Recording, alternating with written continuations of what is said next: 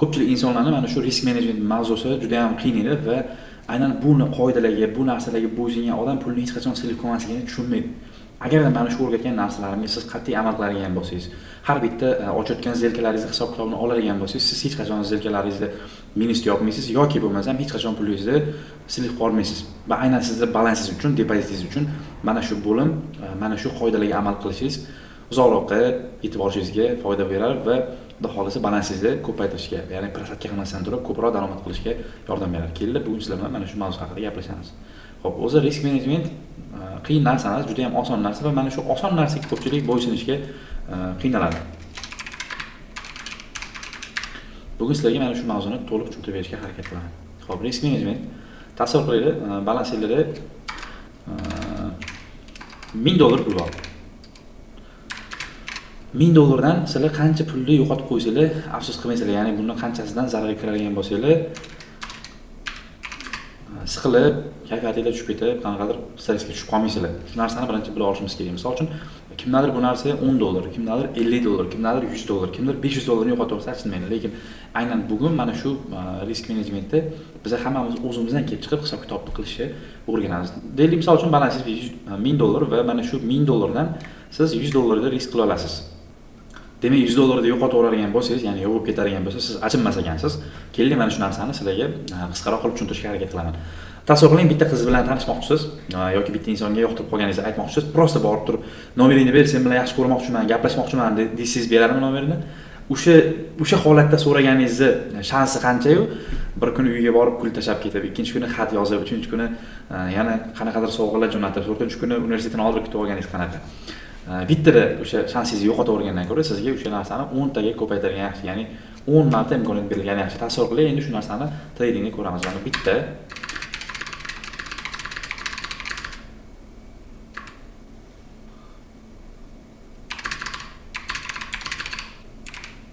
mana 10 ta zelka sizlarga imkoniyat, ya'ni $100 dan 10 ga bo'lib o'ramiz.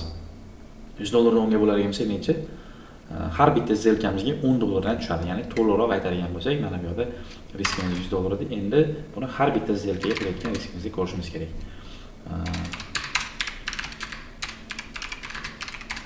Ya'ni har bitta bitim uchun biz $10 risk qilar ekanmiz. Endi mana shu 10 ta bitimning hammasiga biz $100 risk qilyapmiz va har biriga $10 dan risk qilib turibmiz. Davayt endi hisoblab ko'ramiz. Risk menejment bo'yicha ishlayapsiz. O'zi traderlarning asosiy vazifalaridan bittasi balansni saqlab qolish va mana shu ochilgan zelkalarni maksimal darajada eng kamida 1 ga 3 nisbatda take profit bilan yopish. Bu degani, agarda siz $1 risk qilgan bo'lsangiz, bu narsa sizga take profitingizni urganda $3 qaytib kelishi kerak degani. Ya'ni bu yerda ham xuddi shunaqa 1 ga 3 eng kamida ishlanadigan bo'lsa, xudo xolisa, hamma insonlar manfaatdor bo'ladi va minusga kirib ketish ehtimoli kamroq bo'ladi. Mana shu oldingi o'rgatgan darslarim bilan siz bemalol 1 ga 3 soatdan ishlashni o'rganib olsangiz bo'ladi. Uni ham tushuntirganman. Xo'p, endi tasavvur qiling, hech narsani bilmaysizlar, sohilda yangisizlar, nol, даже bilim yo'q. Даже trendoviy liniyani chizishni bilmaysizlar va mana shu holatda zelka ochyapsizlar. Tasavvur qiling, savdoga kirdinglar, bitta zelka minus. Minus, ikkinchisi ham minus, uchinchisi ham minus, 4 ta, 5 ta zelkangiz minus bo'lib ketdi. Ya'ni siz zararga kirib ketdingiz. Boringki 6 ta zelkangiz minus bo'ldi. Ya'ni ketma-ket 6 ta stop loss oldingiz. Ha mayli, boringki 7 ta zelkangiz minus bo'ldi. Общий hisobda siz 7 ta zelkangizdan 10 tadan 7 tasi minusga ketdi va sizga bu $70 minus keltirdi.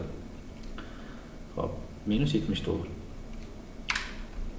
Endi bu hech narsani bilmagan, qo'pol qilib aytganda, to'poy holatda savdo qilingan insonlarda bo'ladigan holat.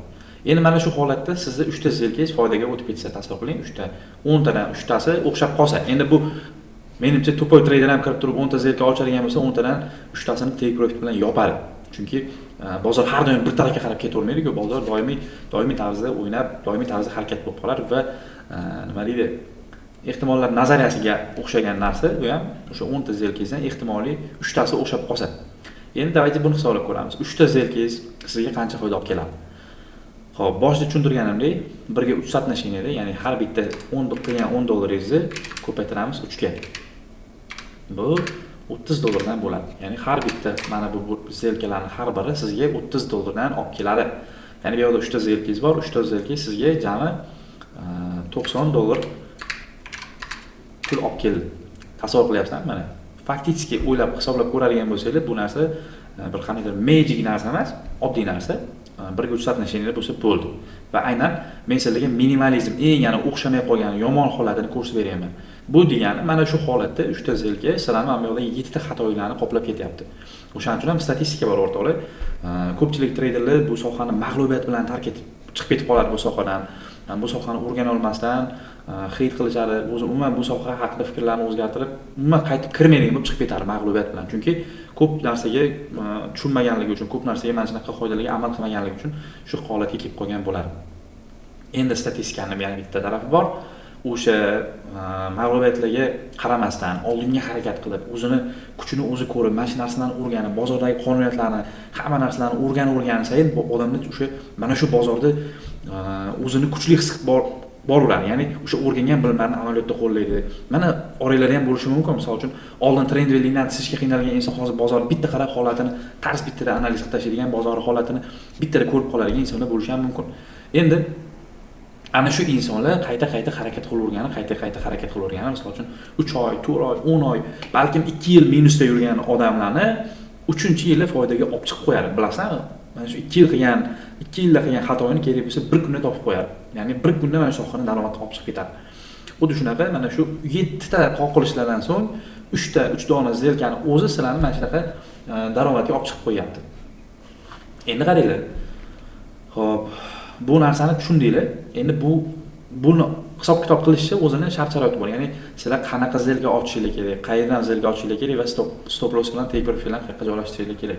Misol uchun mana bu holatda trend liniyani chizdik va siz mana bu yoqdan selga kirishingiz kerak mana bu nuqtadan pravoydan. Sell mana. Stop lossni deylik maksimumga qo'yamiz mana shu maksimumga. Va mana shu diapazon, mana shu o'rtadagi masofa, sizni zelga ochganingizdan stop lossgacha bo'lgan masofa bu risk zona deyiladi. Ya'ni mana shu risk zonada siz risk zonada shunaqangi zelga ochishingiz kerakki, определённый mana shu yerda belgilangan $10 risk bo'lishi kerak. Ya'ni undan ko'p emas, kam emas. Xo'p. Deylik risk zonamiz 20 punkt. 20 punkt bizani o'sha zelga kirgan joyimizdan stop lossimizgacha bo'lgan masofa. Mana bu stop loss. Endi hisob-kitob qilib ko'ringlar, $10 ochish uchun qanaqa foydalanishimiz kerak, necha lot ochishimiz kerakki, biz stop loss olganimizda $10 da, ya'ni $10 dan ko'payib emas, kamayib ham ketmasligi kerak. Mana shu narsani hisob-kitob chiqishni o'rgataman. Buni o'zining formulasi bor. Xo'p, buni o'zining formulasini sizlarga yozib ko'rsataman. Misol uchun bizda hozir noma'lum narsa lot, to'g'rimi? Lot topolmaymiz. Lot teng. Xo'p. Lot teng. Risk taqsam riskni punktga bo'lib olish kerak. Punktni 10 ga ko'paytirish kerak. Mana bu yoqqa yozamiz. Punkt ko'paygan 10. Mana. Endi bu narsani qaranglar, hisoblab chiqishimiz kerak. Bizga lot noma'lum bo'lgan narsa. Shunaqangi formulaga mana bu yoqdagi holatlarni hammasini mana shu yerda yozgan narsamiz tashlaymiz. Misol uchun riskimiz qancha? Riskimiz demak $10 ekan. Xo'p. Mana. Risk o'rniga $10 yozamiz. 10.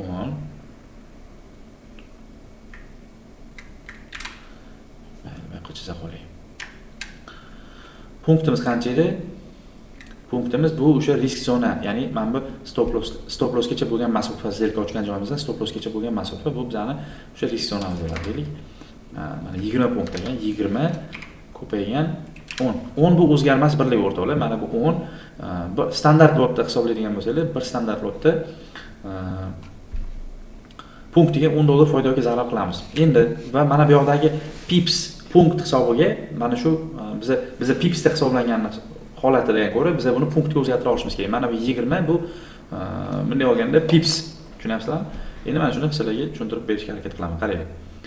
10 ni 2 ga bo'lib olamiz. Agar hisob-kitobni bilmaydiganlar bo'lsa, kalkulyator ochasizlar, mana 10 bo'lamiz 200 ga. Demak 0.05 chiqyapti. Mana bu holat, mana bu chiqayotgan narsa 0.05 bu sizlarni ochishinglar kerak bo'lgan lot. Demak, teng 0.05 lot ochishimiz kerak ekan mana shu joyda. Agarda siz mana bu yerdan 0.05 ochadigan bo'lsangiz, siz $10 zarar qilishingiz mumkin. Agar 0.05 emas, 0.07 yoki 0.1 lot ochib oladigan bo'lsangiz, siz $20 zarar qolishingiz mumkin. O'shaning uchun mana shu formulaga tashlaysizlar, mana shu formula orqali hisoblab olasizlar. Men tushunarli bo'ldi deb o'ylayman. Mana shu qoidalarga amal qilgan inson balansidan ayrilib qolmaydi. Hech bo'lmaganda mana shu to'poy bo'lib turib, qo'pol qilib aytganda, hech narsani bilmasdan turib 3 tasi foydaga chiqib qolsa, mana shu $70 qilingan zararni o'sha hisobda $20 foydaga o'tkazib qo'yapti. Endi qaranglar o'rtoqlar, sizlar bilasizlar shuncha narsani, mana shu narsalarni o'rganyapsizlar, mana shu video darslarni ko'rib, biliminglarni oshirib boryapsizlar, to'g'rimi? Endi sizlarga savol. Mana shu 10 ta zelkadan 7 tasi o'xshab turib, 3 tasi stop loss olsa qancha bo'ladi? Hisob kitob qilib ko'ringlar, mana shu narsani va menga yuborib qo'yinglar. Hisob kitobinglarni qancha bo'ladi yoki izohlarda yozib qoldirsanglar ham bo'ladi.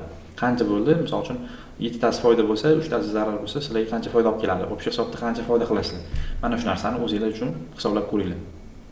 Qisqasi, risk menejmentda asosiy mavzu qilib tushuntirishimiz sababi mana shu edi va fokusinglarni qaratinglar. Har bitta zelkani hisob kitob bilan ochinglar. Balansga nisbatan sizlar o'zingizlarning riskinglarni hisob kitobini olinglar. Bittada yo'q qo'ygandan ko'ra, hech bo'lmaganda 10 ga bo'lib, mana shu biliminglarni uzoqroqqa, ya'ni depozitinglarni ham uzoqroqqa borishiga harakat qilinglar. Xudo xolisa keyingi darslarda ko'rishamiz. Bugun risk menejment mavzusi tugadi.